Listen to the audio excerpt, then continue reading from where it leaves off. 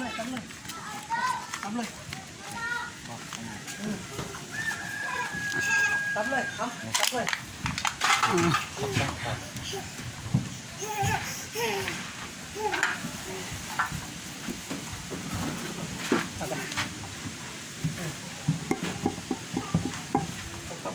ครบตำเขา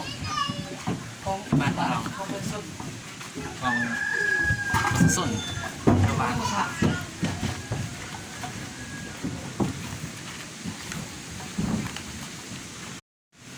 นี่ก็คือเพื่อนของชาวบ้านคนสไตล์กันครับประมาณนี้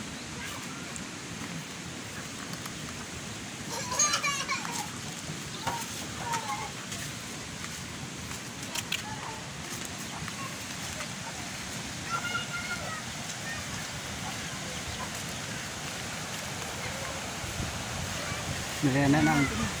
นำห้วยไปไงกันมันก็ได้ยังมีป่าไม่ต้องเอาดึกบ้างอีกนะ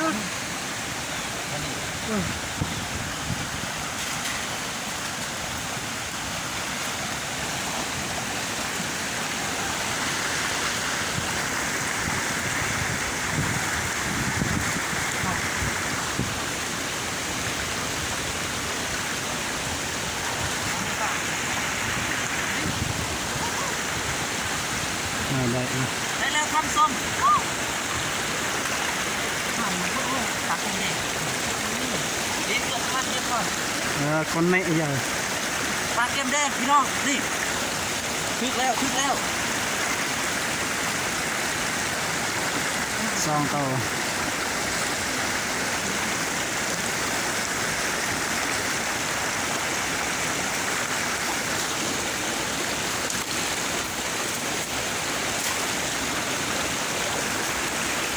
ไปซ่อมโต๊ะ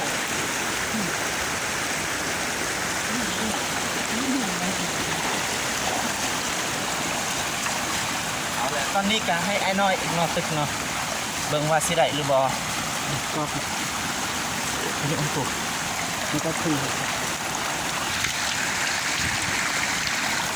นี่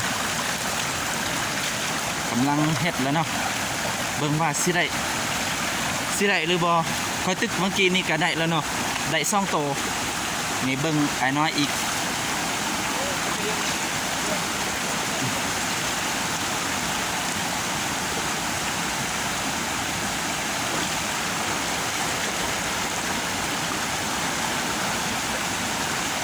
ถึกวะ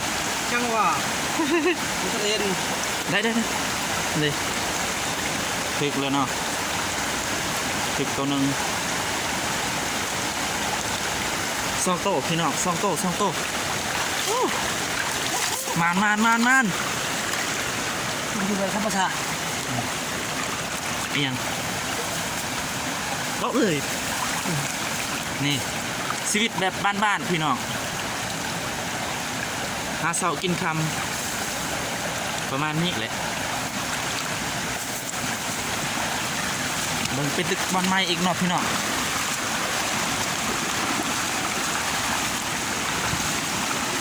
อยู่บ้านนี่มันลายพี่น้องเอ้ยป่าหาปลานี่สบาย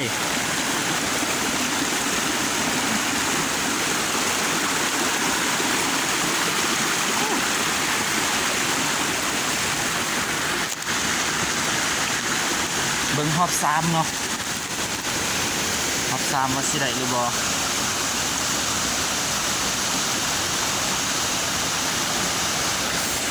อีกตัวหนึ่งนี่ก็คือปลาติทีนพี่น้องปลาติทีน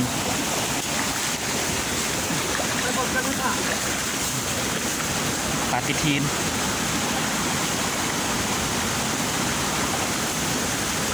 นี่เกือบเบิ้งเครื่องไฟฟ้าแบบบ้านๆพี่น้องนี่เครื่องไฟฟ้ามันคือเครื่องเด้อพี่น้องเครื่องไฟฟ้าบ้านๆพี่น้อง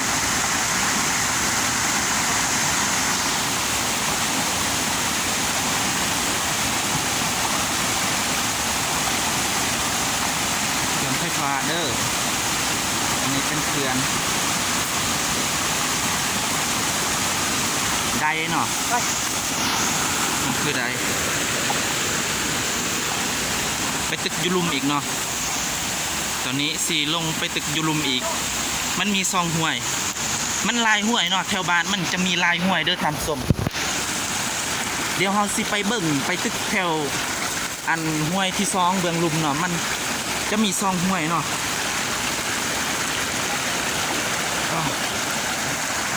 สิไปตึกบอลลุมอีก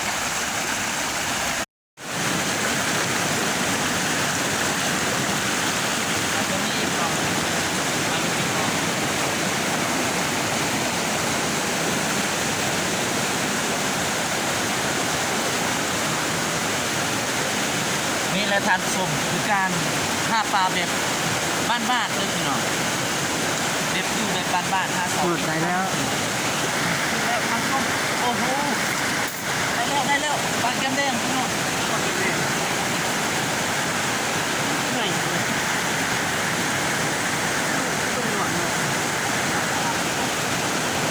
ตอนนี้ก็เป็นเด็กที่อันนี้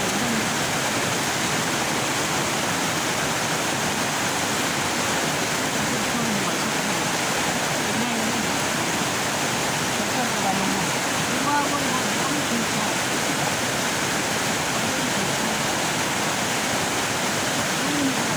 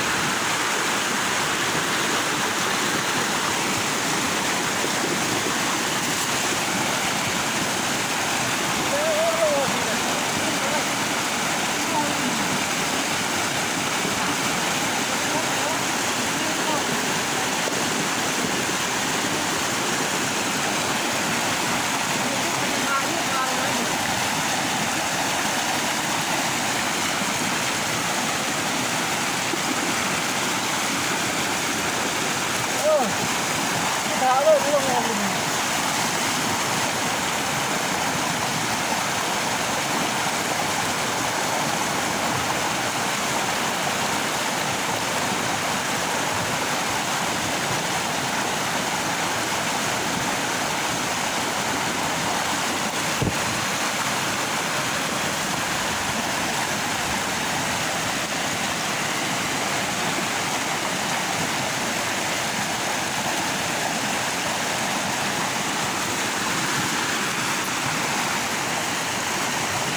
ต้นอะไร 3 นาทีไป ฮะ 3 นาทีไป ที่ลำ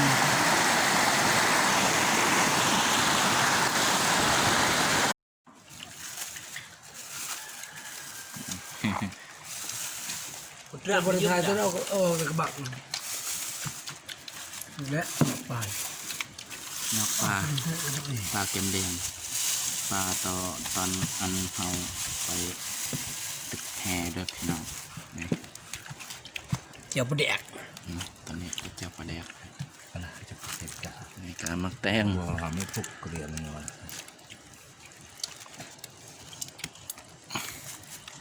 อาหารแบบบ้านๆอื้อหือ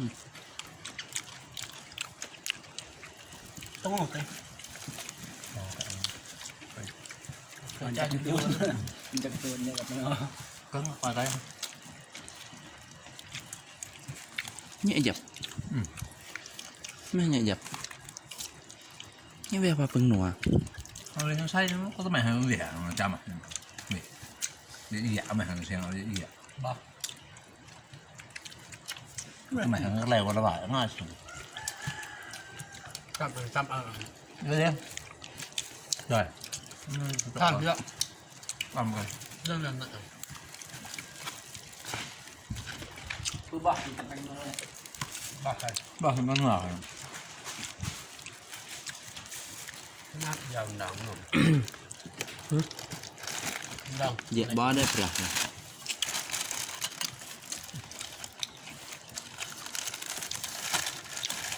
เรียนหมดเนี่ยบอกเลย บ้านเราเป็นนัว ว่าอะไร จะลืม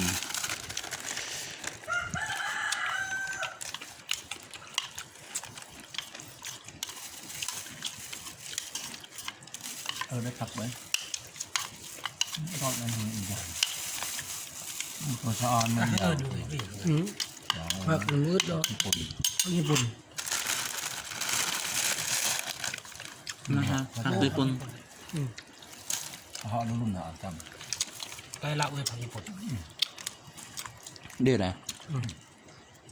ำแล้วพักญี่ปุ่น ครับ ญี่ปุ่นเอามาปลูก โอ้ยุคเทศญี่ปุ่นเขาปลูกเนาะอันแรกเขาจึงเอิญเลยผักญี่ปุ่นเนาะ มัน ญี่ปุ่นเยอะดีเกิดครับนายช่างทำญี่ปุ่น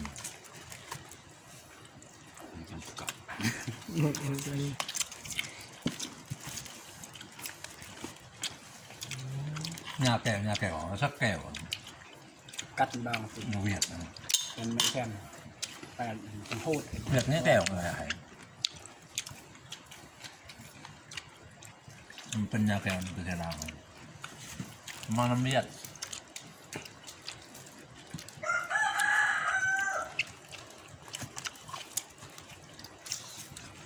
ถ้าฝรั่งอเมริกาบัตรวิกเยอะเอาสนามมันหมด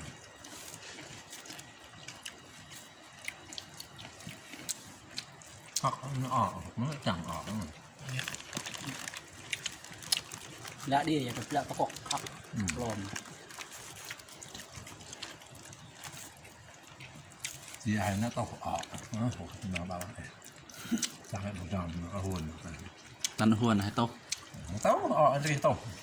อันยาวนั่งเนี่ย เบื่อ นี่ก็มันรสชาติแบบนะจะตลอดมันใช้น้ำออกเลย มาเบื่อจำตังบ้านนอกเนี่ยจอม อะไรมึงนี่จำเหยียบ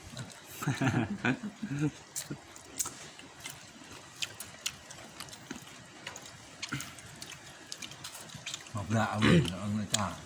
ออก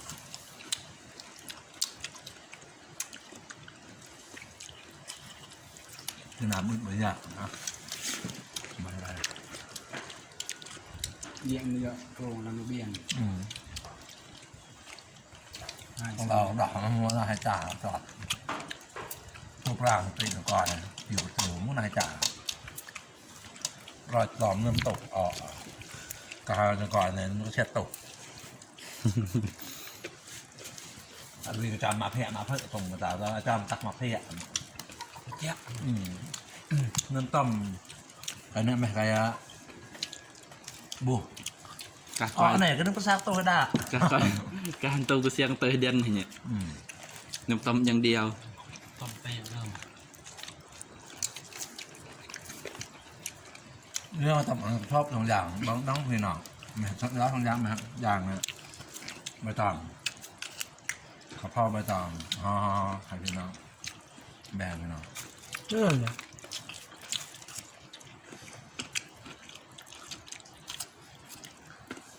ผสมจนเปื่อยไม่ให้จานใบกันมันเปื่อยก่อนเราต้ม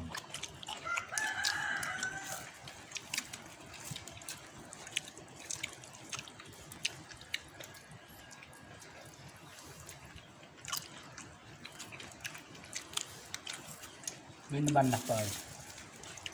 มันได้มาปล่อยก็ ยำคุณเลย มันม้วนเดือนเปื่อยมันจบ น้ำแกมอย่างเดียว แก้มก็ยังว่าฝ่ามันประจอบเยอะ แกมละเนี่ยแกม